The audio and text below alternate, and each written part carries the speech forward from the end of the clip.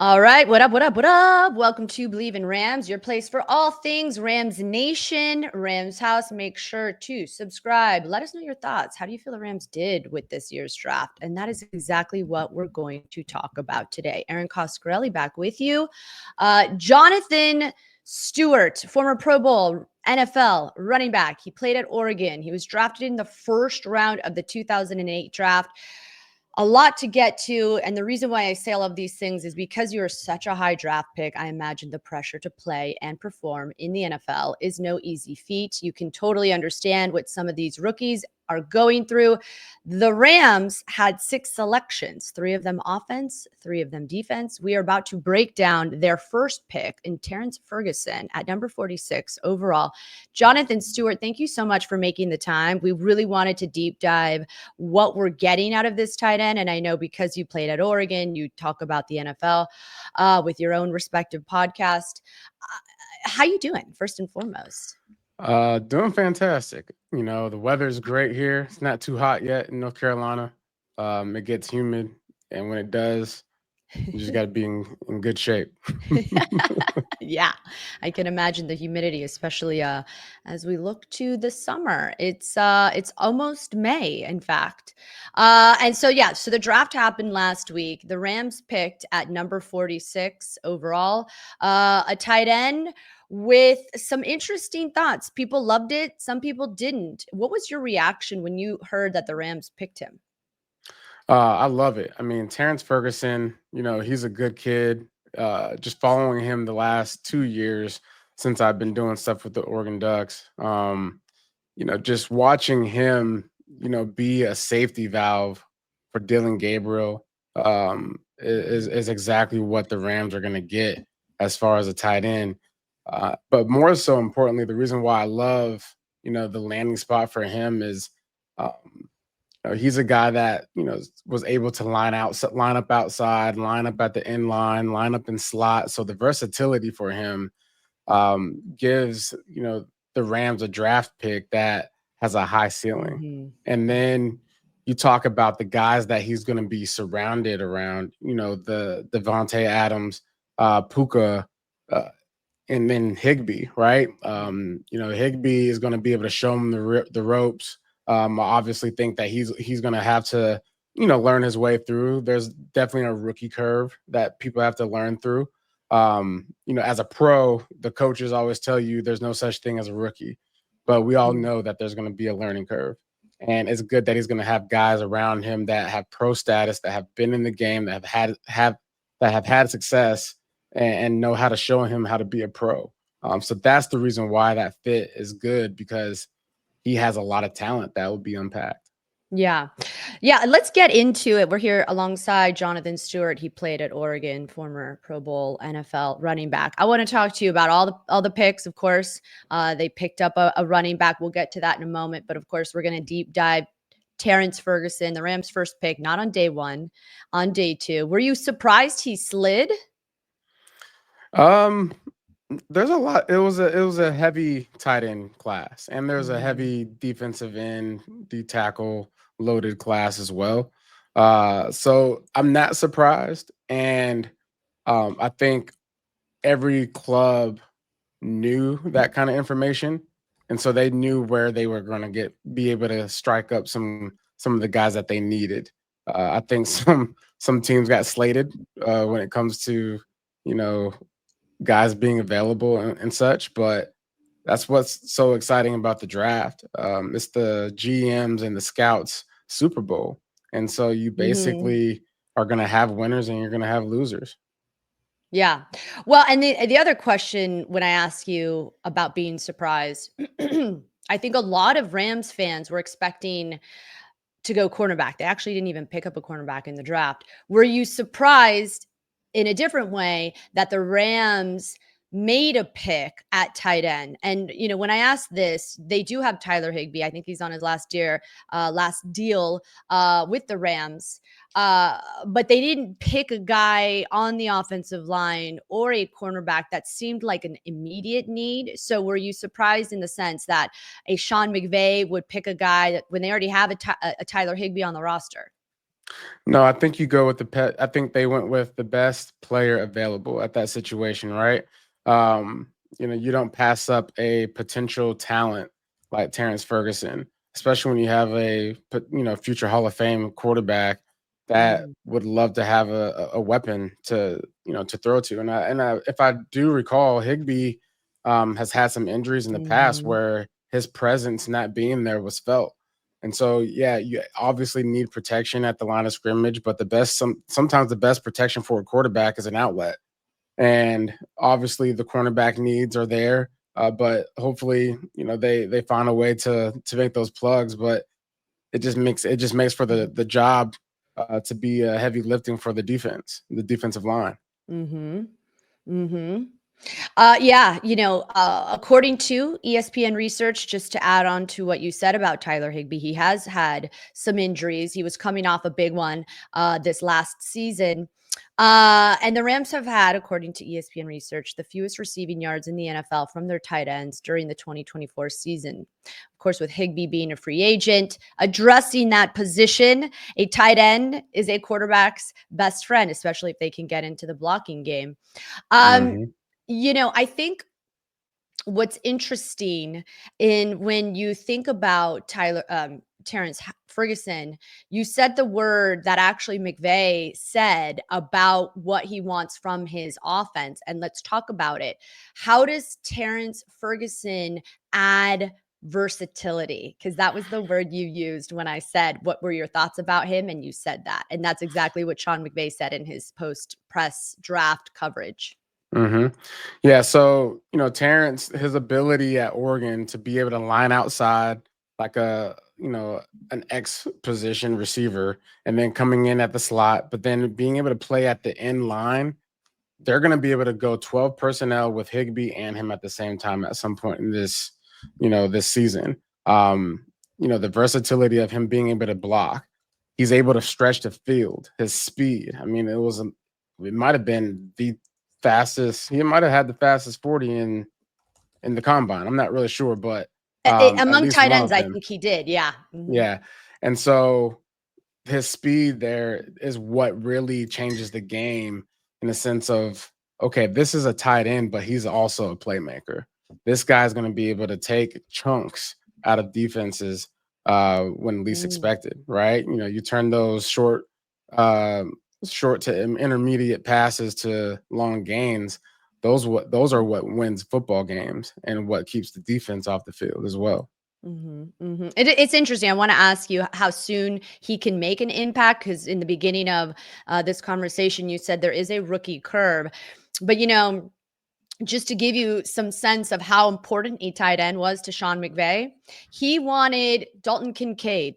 Last year, they tried to move up for Brock Bowers. So, for some reason, tight end, Sean McVay, Matthew Stafford, it seems to be like this thing he wants in terms of improving or taking his offense to the next level, which a lot of, if you would say, criticism about the Rams offense was there was no sort of spark or zest or taking the top off the defense. And, one of the things that I think he gets with a guy like Terrance Ferguson is that he played at Oregon. Obviously, you're very familiar with that organization. How soon of an impact can a guy, when going through, like you mentioned, a rookie curve, how soon, from what your perspective is, can Terrence make an impact in the NFL? At what point of the season?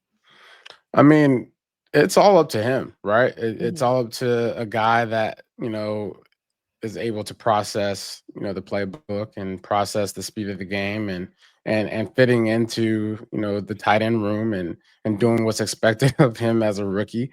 All those things take place, right? But a kid like Terrence Ferguson, I feel like he's, the way that Dan Lanning runs his team, he wants smart, tough, Mm, physical football players. And the main difference between a guy that makes it in the league or a guy that gets drafted is how smart is he? Is he going to be able to process the information load that we're going to give him? And I think he's going to be able to do that. And I think again, because of the guys that are around him, on that team already in those position meetings on when they're going through walkthroughs, when they're going through those plane rides, those team bus rides. Those are the moments where you really get those questions answered as far as how am I going to get on the field? I need to know what this play was that I got wrong in practice or whatever it is. He's going to have guys to talk to and lean on because, again, that's what makes or breaks a guy's opportunity to get on the field. But I think I think around week 3, he should be perfectly fine, ready to go. And I expect him to have at least a 30 catch season. The 12 personnel thing is huge because the reason why McVay really wants a tight end is because it helps play action, right? You have a great running back in the backfield. And when you are able to run the rock and then be able to hit those chunk plays, like I said earlier, with the play action over the middle of the field, that's where you really control ball games. Cam Newton, when I played for the Carolina Panthers, Cam Newton had a guy named Greg Olsen, and that was his best friend. And when we were able to run the rock, especially with Cam's ability to run the ball, you're controlling the middle of the field. And whenever you're able to control the middle of the field, that's how you move the chains. And that's the name of the game here. You move the chains, you keep the defense fresh on the sideline, and everybody's happy. I love that you just helped me transition so succinctly into going from the tight end to the running back position. Obviously, you played with the Panthers, Pro Bowl running back. You're very familiar of how important a tight end is to the run game. But can you, for the audience's sake, help us understand how critical is the tight end position to the success of the run game, Jonathan? Yeah, if you have a guy that can block, first of all, he's going to be on the field, on multiple occasions. He's not just a gadget guy. So first of all, he has to be able to block. But then we talked earlier about the versatility. A guy that's going to be able to catch, the short routes, the short to intermediate routes. And let's remind you of his speed. We can throw him a bomb on the matchups there for a safety and a linebacker. They're going to be in a nightmare having to cover a guy that basically matches the speed of a linebacker, but also can jump anyone in the secondary because of his height, right? So the athleticism there is crucial to what the run game can do, right? Get guys out of that box. I don't want everybody in my house. Get out of my house. Like I need at very minimum, I want 7 guys in there. If I got 7 guys in there, I know I can make something shake as a running back. I love that. Excuse me. Speaking of running back, that was the other thing I wanted to talk to you about. The Rams actually traded up to get a running back this year, Jarquez Hunter. They moved up 10 spots, in fact. How do you see this running back room looking, right? Because the Blake Corum experiment, I don't know your familiarity with him. I think the Rams selected him last year in the third round. Yeah, Michigan running back. Yep. And, Kyren Williams has been carrying the load. He had injuries his first year as a rookie and has been really carrying the load for the Rams and their offense when early in the season we had injuries to our wide receiver. Moving up 10 spots to get him, first and foremost, what is your take on Hunter? Do you have any thoughts on him? Is he a good addition? How is he different than Kyren Williams? And how do you see the splits happening between Williams and Hunter? Or does Corum remain sort of the complementary back this season? Yeah, I mean, the truth of the matter is Jarquez Hunter, he's an exciting player, right? I mean, watched some film of him jumping over guys, making things happen when things aren't there. And when you jump up in a draft to get a guy, it's a guy that's going to that has playmaking ability, right? for whatever the reasons are, that Corum didn't pan out last year for him to see the field as much. And sometimes you take a shot in the dark, and maybe they feel that way, but I honestly think that there's still time for him to develop into the player that everybody feels that he can be. I mean, you talked about Williams being injured and banged up. That's a position. The running back position is one of those where you need a committee. Unless you have a Saquon Barkley or Derrick Henry, you need yourself a committee. And it's always good to keep the running back room fresh. And when I say fresh, I'm not just talking about, how do we keep them healthy? How do we keep them vibrant? I'm talking about fresh in the sense of every day you wake up and you go to work, there's a competition happening. And so when you have a competition going on within certain rooms, it is healthy because it brings out the best out of every single individual. So I think it's a great pick for them because it basically, sounds off the alarm of what they're trying to do here and what they're trying to channel as far as their DNA. Out of the 4 Rams draft picks on day 3, Les Snead traded up for 3 of them. In fact, the Rams were set to have 8 selections. They ended up with 6. They get a first round next year's 2026 NFL draft. In your opinion, I know you do an awesome Believe in Panthers show. What draft grade would you give the Rams based on what you've seen? And, it's funny because my co-host Tyler Dragon of USA Today gave them a B, and I'm like, is that including the first round selection that they get next year? So everything encompassing with the 6 selections and getting that first round pick, what draft grade would you give the Rams? I mean, out the gate, I would say nothing less than a B. Because I think just Terrance Ferguson alone, whether people disagree with that or not, you got to remember one thing. No one knows what happens behind closed doors about any of these players, about any of the decisions.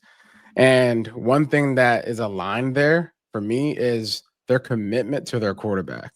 So, the fact that you have a future Hall of Famer that can get you into the playoffs or even in the talks of the playoffs, especially after last year, it was so quiet. And at the end of the year, it's like, wait, the Rams are potentially in the race here in the hunt, and you have to have the mindset of, you have to have a mindset that ball to be able to make those types of decisions, such as getting guys that are going to help you attain the goals that are reachable, right? We don't want to overreach. We don't want to go and say, hey, we really need a DB, so let's overreach for one and hope it works out. No, that's not going to work out, right? So, I wouldn't give it anything less than a B. That's fair. That's fair. It's hard to speculate too. I mean, we always do this every April, every May, even fantasy. What grades can you really give at this point? It's like, oh, I'm excited. That's one of the things that I've learned from watching college football this year, covering the Oregon Ducks, me being, an alumni, having to check my emotions. I've learned to just be excited, but to be happy, I'm not going to just, gravitate towards finding happiness with these draft picks and these moves that are being made. Just be excited and be okay with being excited. Being happy is determined once the season starts and you're able to actually see these guys on the field in pads in motion. That's right. That's right. It's all speculation, and it's fun to be excited. The NFL is exciting each and every year. What is the challenge that you said, there's a rookie curve, and then I'm going to ask you about Chip Kelly. I want to be very mindful of your time. Jonathan Stewart here, former running back, former Pro Bowl running back. He has a great show on Believe in Panthers. Check it out. But before I get to Chip Kelly, because obviously you're familiar with Chip Kelly, who's now in Vegas, I wanted to ask the last question, which is sum up for us the rookie curve when you're coming out of a conference where the Ducks play or the Trojans. Obviously, I'm a former Trojan, and I remember going to battle with you with Pete Carroll and Chip Kelly, and it's fun to see them together now. What is the hardest thing, whether you're a tight end or a running back, when it comes to adjusting to the pros? The hardest thing for me as a running back, I can't really speak for a tight end, besides all the formations and motions and all those types of things that they're going to have to just have dialed in their brain, like it's second nature. But for running back, it's the speed of the game, right? It's the speed of the game, holes that, holes tighten up and they shut down quicker than they did when you were in college. So your first move has to be the right move. One of the things that I learned my rookie year, and there's two things that I learned my rookie year. The first thing was slow to fast through. And when I say slow to fast through, it means slow to the line of scrimmage. And then once you see a hole, run at 70%. Don't run 90 miles per hour into the back of your lineman, right? Because you think you see a hole, right? Because Mhm. things close and open quicker than they did in college. And so, slow Mhm. to fast through approach is, let me just have my bearings here and be prepared for my fast feet, right? That's why we grade guys. If you got fast feet, you can play football. I mean, you look at Hunter Renfro, um, a guy that's not blazing fast, but he's got great fast feet. And that's the reason why he makes guys miss in thin air Mhm. and getting Mhm. open, right? So, the slow to fast through approach. And then the second thing was um, go down, live to fight another day, because I used to scrap for every single yard. I'd keep my legs turning for every single inch. And what that ended up doing to me was giving me injuries, right? Ankles, being Mm. caught underneath piles, and all those things. So, uh, knowing when the play is done was a learning curve Mhm. for me. That's great. That's good stuff there. Jonathan Stewart, Pro Bowl running back, joining us to talk a deep dive on Terrance Ferguson. Obviously, he's very familiar with the Oregon production there up north. And, speaking of Oregon, thoughts on Chip Kelly now joining Pete Carroll in Las Vegas. Smart move, good move. How do you think this is going to pan out? Hey, listen, Pete Carroll, y'all can call him old, but that is not an old fool. He is not an old fool. He's upgraded in a lot of ways. We don't know what we're gonna see out of Pete Carroll and his team, in my opinion. Chip Kelly is he's a different guy. He has a different offensive mentality, but it still goes in line with the physical mentality, which is we want to run the ball, but we also want to make sure that that we're coming with opportunities to hit you deep, hit Mhm. you with certain plays that you've never seen before, for a lot of different formations, running the same plays over and over again, but different looks. Mhm. Um, and we're going to do it until you stop it.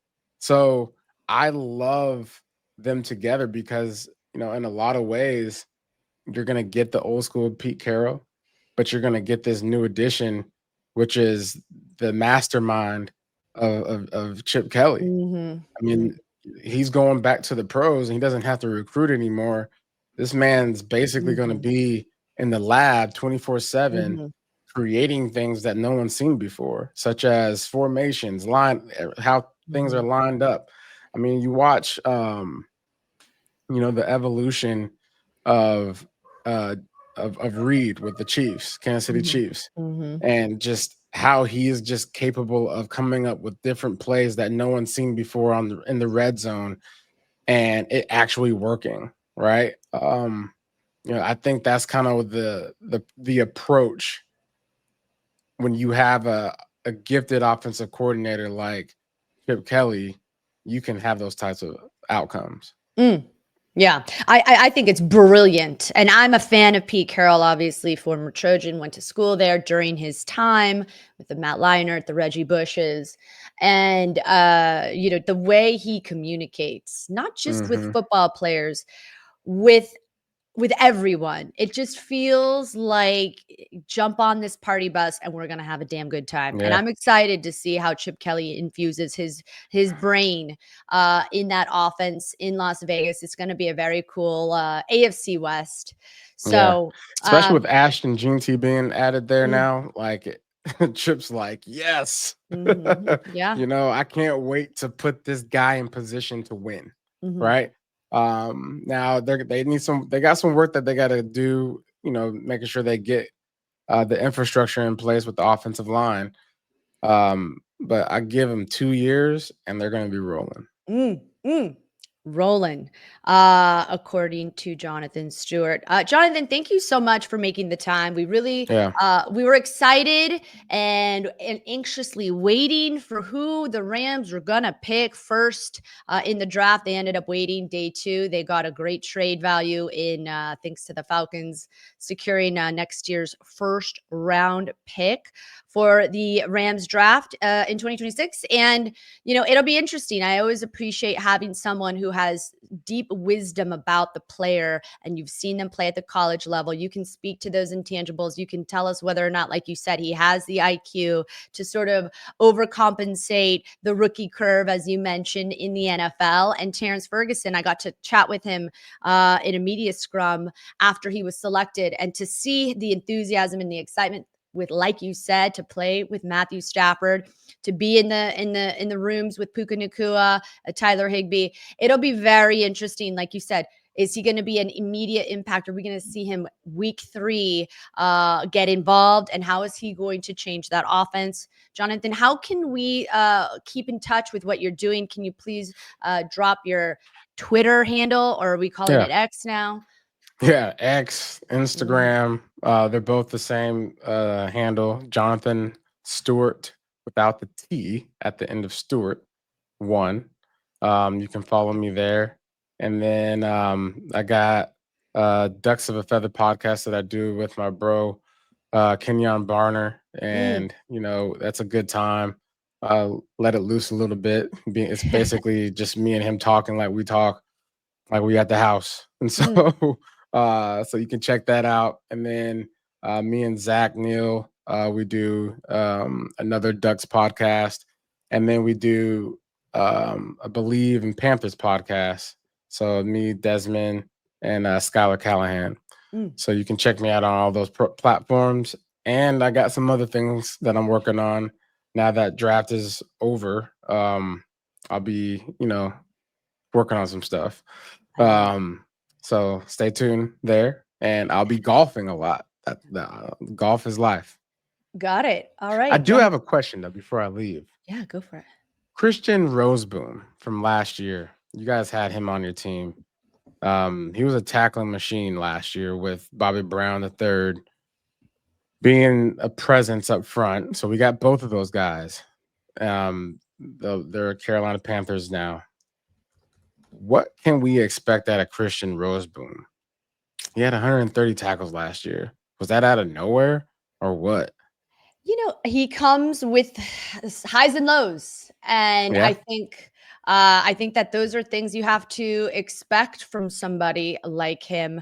And I think for us, the line offensively, we've had some issues, especially um with consistency. There are injuries, and I think because of our injuries on the offense, I think that impacted a lot of players in terms of gelling on the defense. So, Hmm. I'm not in the room, I can't speak to it, Yeah. but I think because the identity, and I'm sure you're familiar with, the Rams are trying to get younger, they're trying to get more aggressive, they have a few much more older veterans, So and not trying to enough. figure. They didn't have enough room in the room. Yeah, and I think that the challenge with what, first of all, the Rams don't really love the linebacker position so much. It's not a big emphasis for them in terms of their defense. But I think the big issue was how are they going to adjust without having a guy like Aaron Donald in the room? Obviously, Mm-hmm. picking up Jared Verse helped out big time. But I think the identity was sort of what they were trying to figure out. So I don't know if it's personality, I don't know if it's performance, but some guys showed up, delivered. Some guys, Sean McVay, not a fan of. And obviously, we had to promote Chris Shula because Raheem left to Atlanta. So I think there were just a lot of changes Mm-hmm. that I don't necessarily can't really speak to, but trying to Yeah. make sure the gel and the cohesiveness of the team made sense. But a talented guy. So, even Okay. Ernest Jones in the beginning of the season last year left. And I think a lot of people were wondering, scratching their head. He was such a core, seemingly important part of the synergy of the team. And so people scratch their head. Not a lot of Mm-hmm. people love the Troy Reader ad. So I don't know. I'm just reading the audience's feedback here. So Yeah, I hear you. yeah, Well, but thanks for having me on. yeah, no, thank you for being so generous with your time, Jonathan. We appreciate it. Check him out. He does a ton of awesome podcasts. He's got some cool things cooking up.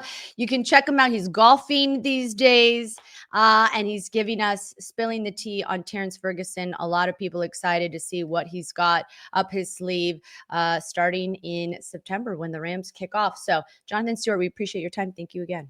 Well, thanks for having me. Awesome.